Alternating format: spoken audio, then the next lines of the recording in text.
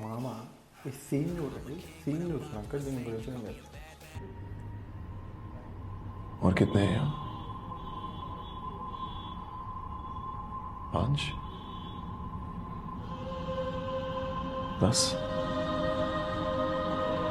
20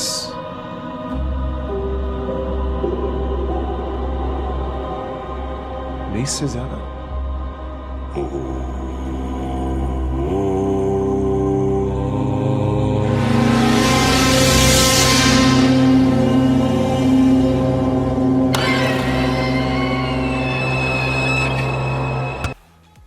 scene మాత్రం Amazon ప్రైమ్లో series నేను డిస్క్రిప్షన్లో రాస్తాను.